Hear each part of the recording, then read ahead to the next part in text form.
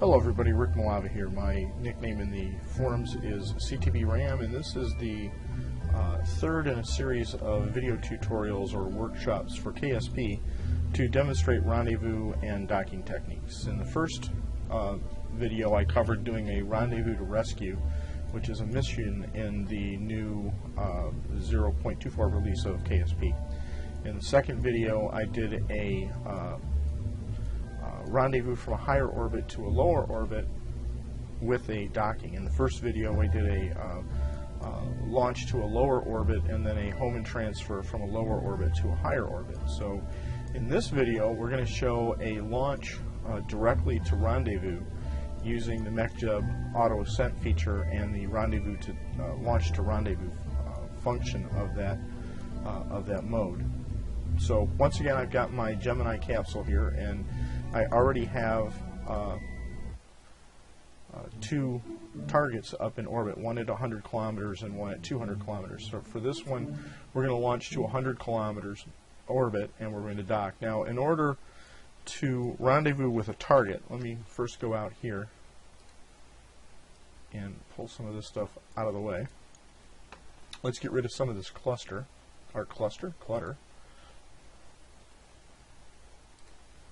There we go. So here I am at the launch pad, and here is my target. I'm going to go up to a 100 kilometer orbit. Now, when I launch to 100 kilometers, I'm going to end up some distance downrange of the KSC when I get to 100 kilometers, and that distance is called your angular, your phase angle from launch.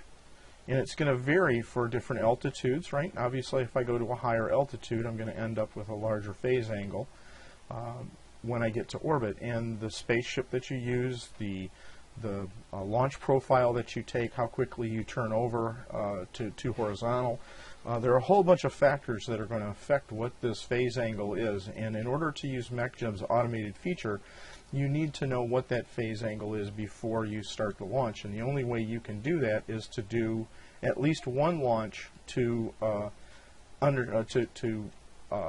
capture what that phase angle is for the particular orbit you're going to. Now, the good side is with mechjeb, once you know that angle and all the other settings for your automated launch, every time you launch your vehicle, you'll always be at the orbit at that phase angle. So what I do is, once I've determined that, I store it in the vehicle's description. So for a 100 kilometer orbit, I'll enter a phase angle. For a 200 kilometer orbit, I'll enter another phase angle. But you have to do at least one launch in order to establish what that phase angle is using this method. Now, there are other methods that are manual methods for trying to launch to rendezvous. They're a lot more tricky, and they require a little bit of adjustment all the way up to orbit. And I'm going to do a fourth video at some point to show how to do a manual launch to rendezvous. But I have to be honest, even I'm a little bit rusty at it. So anyway, without further ado, let's actually get into doing the rendezvous. So the first thing is we need to do a test launch to a 100 kilometer orbit. I'm not going to worry about targeting this guy yet. We're just going to launch to 100 kilometers, figure out what our phase angle is, and then do a second launch to do the actual rendezvous. So I'm already on the pad here. Let's turn on our RCS. Let's actually, I don't have to do any of this, because we're going to come up here and we're going to pick the automated launch to rendezvous, and then we're going to fill in all this data. We're going to set our orbital altitude. We know it's 100 kilometers. I always turn on prevent overheats. Limit to terminal velocity does not do anything with Ferrum Aerospace installed. Now, in this sandbox mode I'm running in, this is 0.23.5, so I'm running Ferrum over here. I haven't started running Ferrum in 0.24 yet, but it's the same basic thing. This can be checked in either case. It just won't have any effect with Ferrum installed. The next thing is, with Ferrum installed, the way that you do limit your velocity so you don't try to push through the thick atmosphere and waste fuel is by limiting your acceleration. So I'm going to limit my acceleration to 2 Gs here, which is 20 meters per second squared. I'm going to just leave my throttle. It'll automatically adjust the throttle to maintain this acceleration. Corrective steering I keep on. If you're launching larger ships and you get some odd behavior, you can turn this off, and sometimes it will help. for larger ships. This says that when an engine runs out and it's going to stage, it waits a half a second, and then after that stage, if there's another stage, it waits 3 seconds before it launches, fires the next engine, and that comes into effect here. What will happen is this engine will run out, it'll stage, and then these reaction motors down here will fire. Right, these separatrons will fire, and it'll pull this stage away, and then this stage is done, so there's another stage that has to occur, so it'll wait 3 seconds before it goes to this stage, and then the engine will fire and the ship will pull away. Okay, so that's what these settings are doing here, and I want to stop my staging at stage 2. Now this doesn't really matter in this case because there's no staging beyond 2. But sometimes you want to do that so you don't accidentally fire engines. It has a particularly bad habit of firing the next stage if you have a payload up here that's mounted and it has an engine facing the other direction. For some reason it will stage and then it'll immediately try to fire that, and you'll get 2 engines opposing each other. Auto warp, just speed things up. The next thing that's important, in particular with Ferrum, is your launch profile. With the stock profile, I usually go up to 6,700 meters, 6.7 kilometers, before I start my turn. And in stock, you're not really doing a gravity turn. You're just doing a physical, reef it over and turn thing. With Ferrum, you want to start turning over as soon as possible and keeping a nice steady transition from vertical to horizontal flight. Getting to your orbital altitude is easy. The tricky part in launching spaceships is transitioning from that vertical profile to your horizontal profile, where you're actually getting to your orbital velocity. So if you try to pitch over too quickly, what's going to happen is with Ferrum, you're going to tumble out of control. With stock, you're just going to be wasting a lot of fuel pushing through thick atmosphere. If you try to turn over too late, you've got too much vertical velocity, and now you're trying to change all that vertical velocity into horizontal velocity.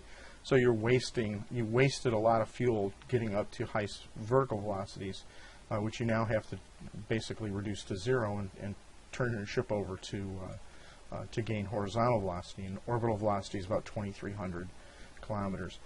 Basically, I consider any launch that I get to my orbital altitude below 1,500 meters per second as kind of a failed launch. So you really want to be over 1,500 meters per second. So anyway, usually the numbers that I pick is 1 to start my turn, 1 kilometer to start my turn. You look at where your orbital height is, and you want to be about 10 to 20 kilometers below that height when you reach your basically when you've pitched over as far as you want to pitch over. You, of course, want your final flight angle to be horizontal, so that's 0 degrees. And then this turn shape, you can see, controls how violently I pitch over. Right? If I do that, I basically just try to make a direct 90-degree turn at 1 kilometer. Generally, you want to be between 40 and 50% on this. I usually pick 50. It's kind of conservative. I could probably make it turn over more rapidly than that. But this is just something that works all the time. You don't want to basically have to make 20 launches to get figure out how to make one good launch. So I find that these numbers work best for me. Right? If I was going to go to 80 kilometers, for instance, I would stop my turn at about 70 kilometers, and I'd keep all the other parameters the same. So with that being said, let's do one launch. We're not going to worry about anything. We just want to get to our orbital height, and then we'll revert. So let's engage this and launch.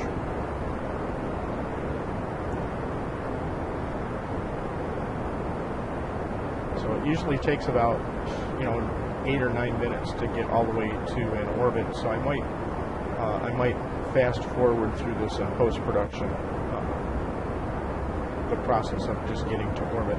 The nice thing about using mechjeb, a lot of people consider it cheating. Now I'm getting this weird oscillation here, and that'll dampen out much as soon as I get to about 6,700 kilometers or 6,700 meters.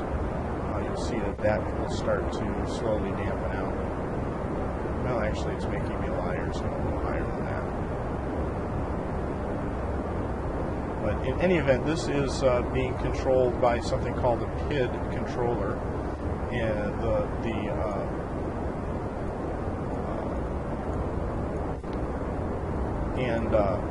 there we go. So it started to dampen out. And what's happening is it's not sampling its current. It's a feedback loop. It looks at where it is and where it needs to be, and then makes adjustments, and then and it waits a period of time, and then does some more readings. Feeds that back into itself, makes adjustments, and if it's not reading things fast enough, you start getting that oscillation. The problem is if you try to read things too quickly, you can also cause problems too. So I usually just don't worry about that little oscillation. It'll dampen out.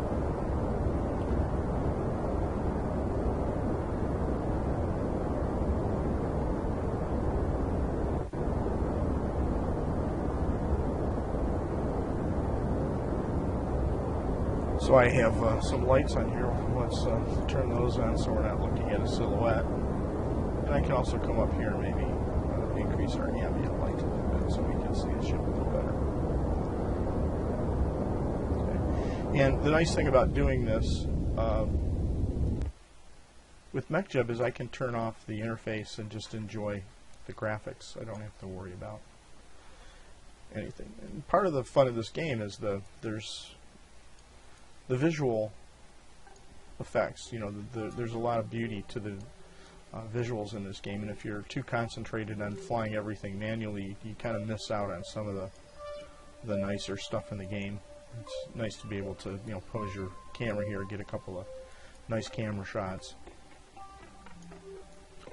And once you figured this out, once you figured out all of your launch parameters for a particular vehicle, you store it in the vehicle description, and you can actually do your launch to orbit and not have and always get the same results as well. So I fly manually whenever possible, but I use mechjeb to, once I figured out how to do things, I don't have to always do things manually.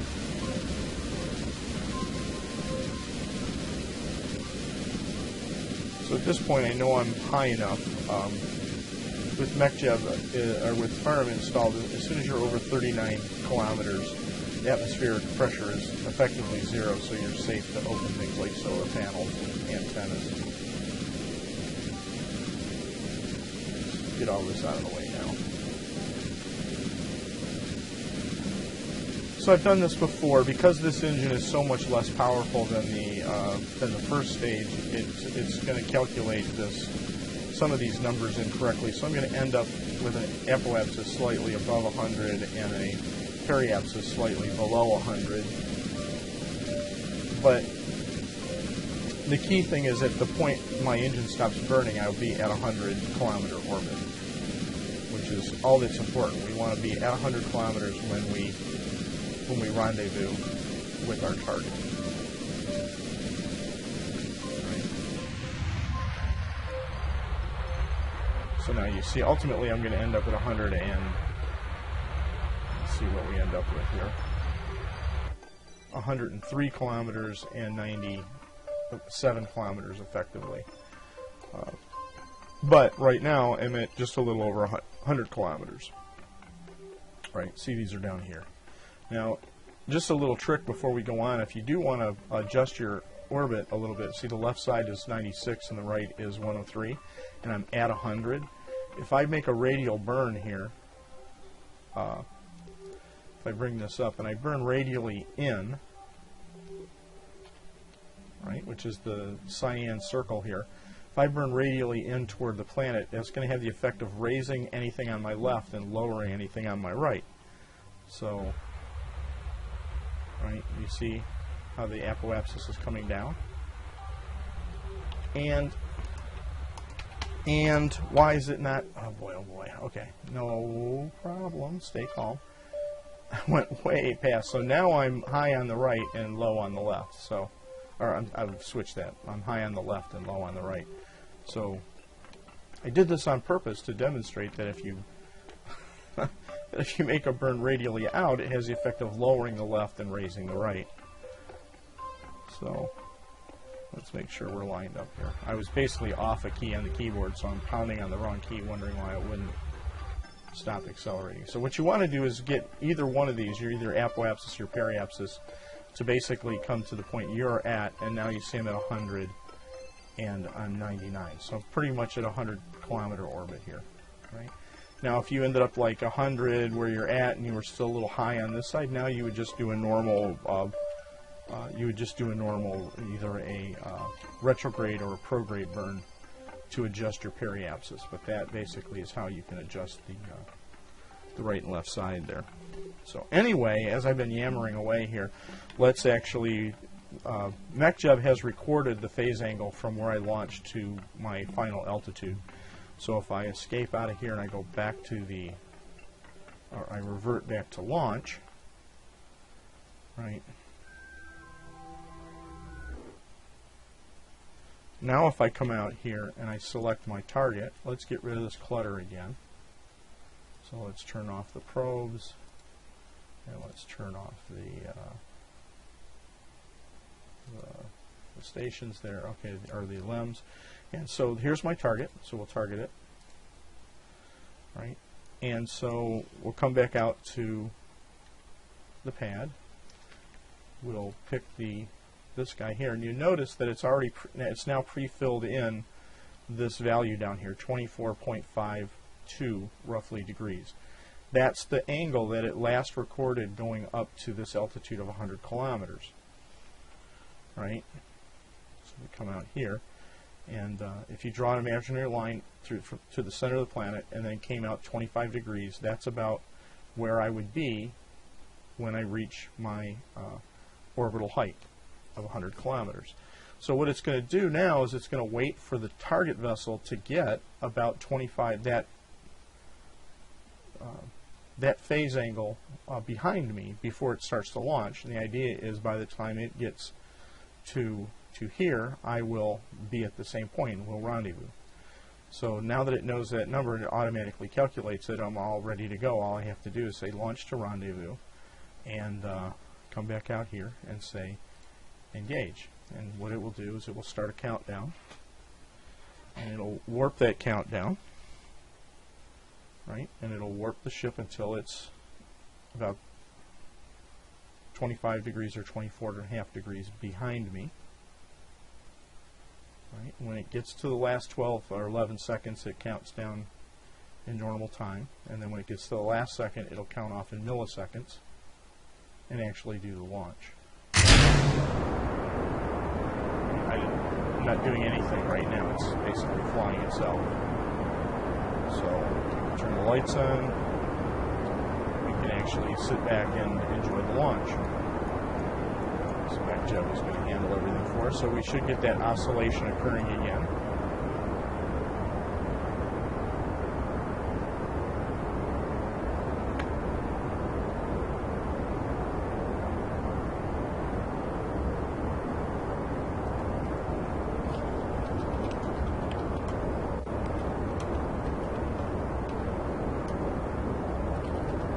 Maybe we won't get the oscillation this time. It might have been because I let it sit on the pad for such a long time before I launch. Sometimes that confuses the PID processor.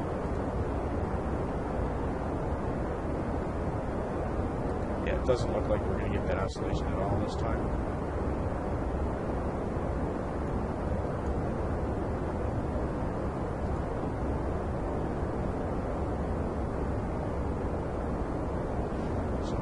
What PID stands for, by the way, my degree is in aeronautical engineering, and what PID stands for is proportional, integral, and derivative. So what it does is it's getting feedback on velocity, on change in angle, on acceleration, relative to where it wants to be.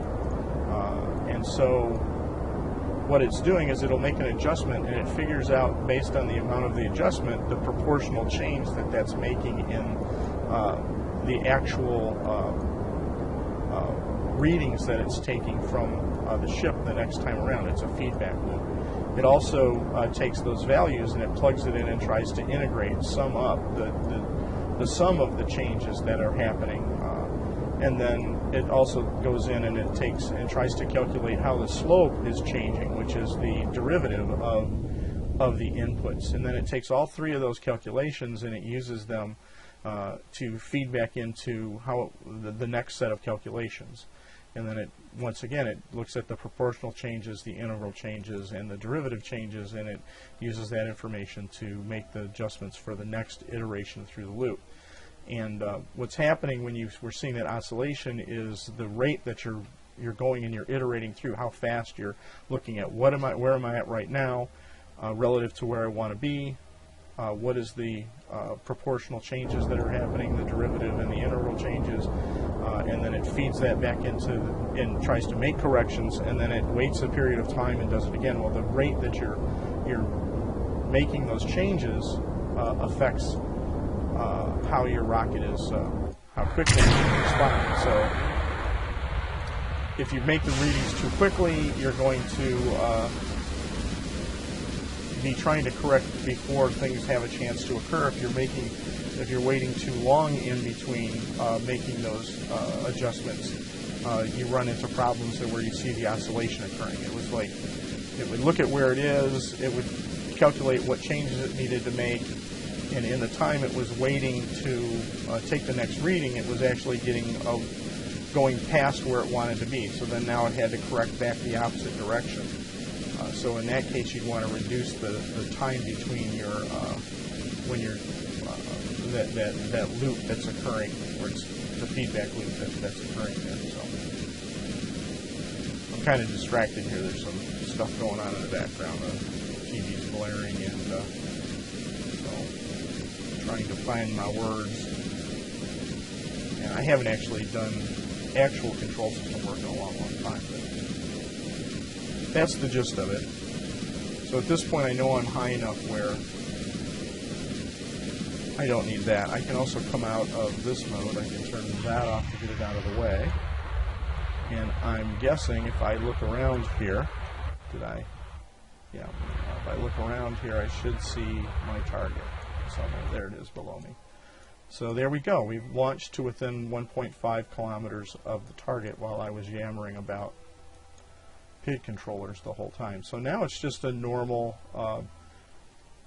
approach to docking here. So let's turn on my SAS and we'll point towards the target. The magenta circle is the target.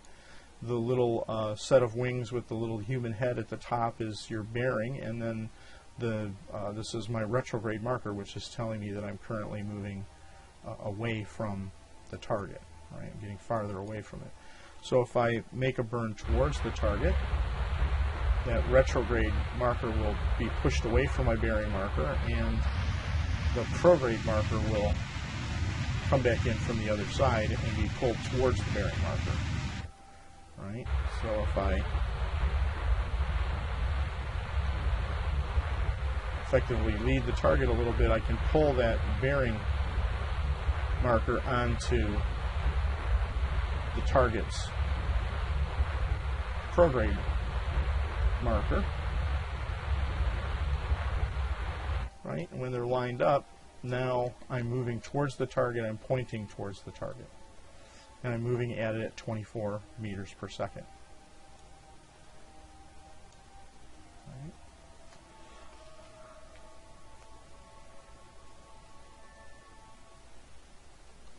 So I can actually even increase beyond 24.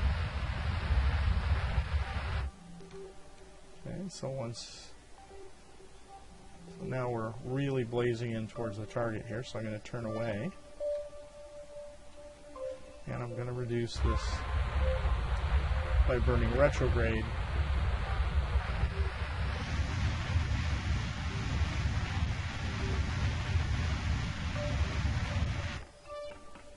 Okay, so now I'm coming in at about 11 meters per second, and this whole thing works opposite. When I'm in retrograde, I'll push the retrograde marker away from me, away from the bearing marker. Okay, see how I pushed it away and on top of the target's retrograde marker. So I'm moving in towards the target now at 9 meters per second. So the whole this whole approach process is just a exercise in wrangling your prograde or retrograde marker on top of the target's prograde or retrograde marker by pushing it away from your bearing marker in retrograde mode or pulling it towards your bearing marker in prograde mode. So, right, and if you ever get confused, if you ever start to get where you're dancing around the target, just turn retrograde and make a burn. Right, and bring this down to 0. Right, see it's starting to go away from me. Get away. Just stop. Realign yourself. And start again. Whoop, and there you go. And you see it disappeared. Right, if I just tap one more time, usually that would be enough to get me to 0. But effectively, I've matched velocities with the target at this point. So now what I can do is get my bearings. Point back at the target again, right, and then burn back towards the target again.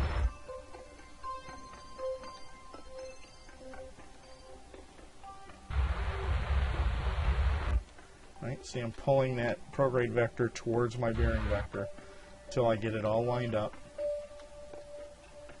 Then I can line everything up and bring this up to, say, 4. Right, so now I'm moving in towards the target at 4 meters per second.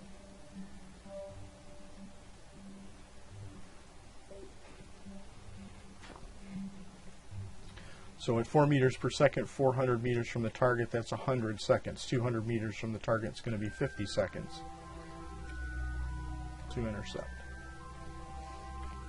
You can always hit the warp button to speed this process up a little bit. Right, so I'm going to slow us down again. Okay, so we're 140 meters from the target.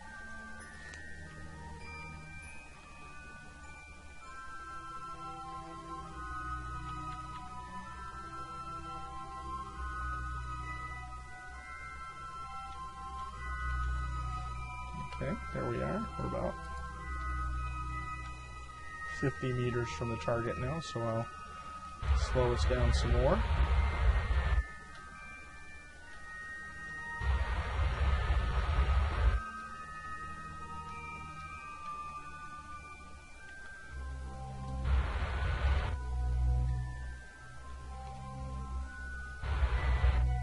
So now watch what happens here. You see I have a retrograde marker in the green marker, the target marker, and I'm almost zeroed out. As soon as I slow down a little bit more, you see my retrograde marker disappears, but it still shows that I have some velocity towards the target. So if I tap just one more time, you see that goes to 0. So I'm now 40 meters away from the target. I'm going to make this my control from this docking port here.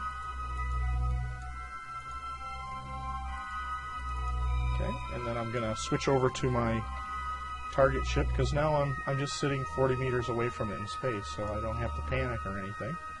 And look for a docking port. Let's say this one right here. So I'll control from here. Right. I'll test to see which way things are. Okay, so I'm going to basically pitch down and turn that docking port towards my ship. Right. Now you can do the little trick where you point this docking port either north or south, and then you point your ship's docking port the opposite direction, and you don't have to worry about using the Navy Fish docking port alignment tool. You just translate over and then dock. But I'm going to show using the Navy Fish again. So do that. Switch back to your ship, okay, and then pick that docking port and target it. And I have a mod called Navy Fish Docking Alignment Tool, and that will pop up. Anything in orange on this tool represents something that's relative to your target. So in this case, the arrow is pointing me in the direction that I have to rotate my ship in order to face my docking port towards the target's docking port. So if I, right now, if I yaw my ship around to the left, which is, let me go into chase mode, and that'll make a little more sense to get a proper frame of reference. So now you can see I'm yawing to the left.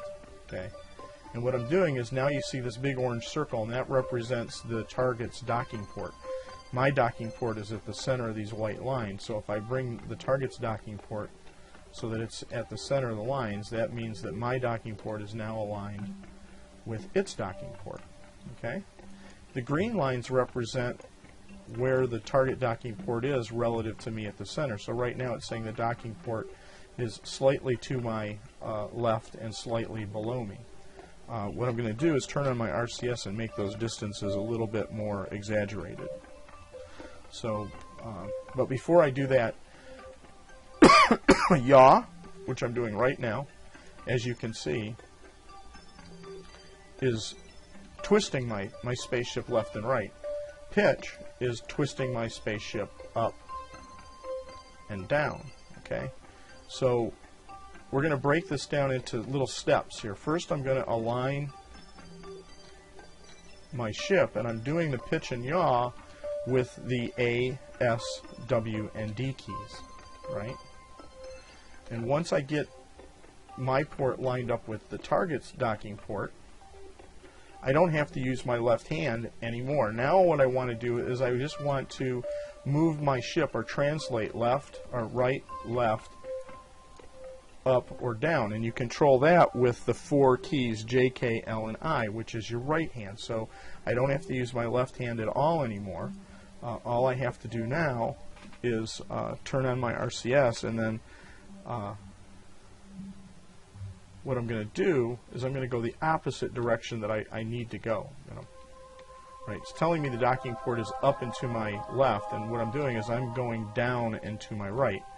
And that's going to have the effect, you can see, I'm moving away from the docking port. I'm translating away, but my docking port is staying pointed at the target's docking port. You see, it's still at the center. Right, and the farther these get away, right, the farther away you are from your docking port. So I'm going to now go the correct way by pressing the J key to translate to the left. Right, now you can see I'm translating towards the docking port in that direction, and I'm going to translate up. And so now I'm translating up and to the left, and you can see I'm moving into alignment with the target's docking port. Right. Now there's one other icon on the screen here, and that's this little doohickey down here, and it's in orange, so it's relative to something on the target.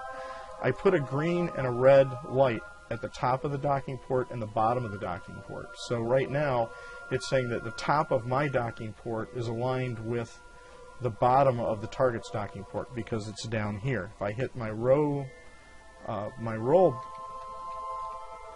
button, which is your Q and E key, right, I've now aligned the top of my docking port, which is the port that has the hatch, right? That's the top of the docking port is the same side as the hatch, is now pointing at the bottom of the target's docking port, and you can see there's a red light up in the distance. So if I wanted to align top to top, I would just rotate this way, right? Whoops, went a little overboard there. I would just roll this way, right, which can be a little disorienting because now all the lines move around, but I'm also passing through, so let's bring this back to the right, and I'm also going to null out that vertical velocity. Basically, we did that rotation right at the same point where we aligned ourselves with the docking port, so I'm going to just tweak that a little bit to get us perfectly aligned. So now the top of my docking port, right, same side as the hatch, is lined up with the top of the target docking port, which has the green light on it. Okay, and we're 28 meters away. We're creeping very slowly towards the target at 0.07 meters per second. So that's what all these numbers on here represent. And it's telling me right now that my angle, the difference between perfectly alignment is 0.5 degrees. So we're within 0.5 degrees of being perfectly aligned. So now I'm going to just tap the H key, right, and move us in at 0.5 meters per second. And then using the J, K, L, and I keys once again, I'm just going to make corrections as needed. Right, you see I was drifting down into the to the right, so I just basically tweak that. And if you find these controls are too sensitive, you can press the control key and it'll put it into fine control mode, which makes these controls a little less sensitive, and you'll see that the data down here will turn like a blue color. See, it's powder blue now. Now I'm in fine control mode.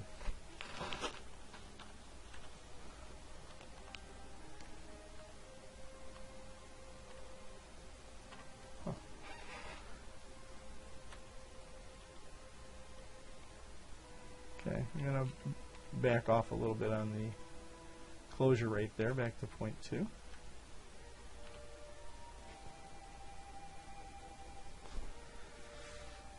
Okay, we come out and once we get within a certain range, the magnetic effect will kick in, and it'll pull the two ports together. But you can see I'm drifting a little. Oops, my fingers are off one. There we go.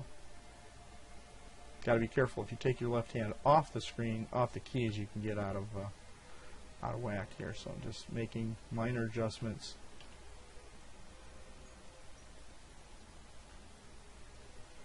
And now at this point we don't have to do anything. We're close enough for magnetic effect will kick in, and boom, there we are, docked. So there we go. That's how you do a launch all the way to rendezvous and dock using the mechjeb2's auto ascent feature with launch to rendezvous.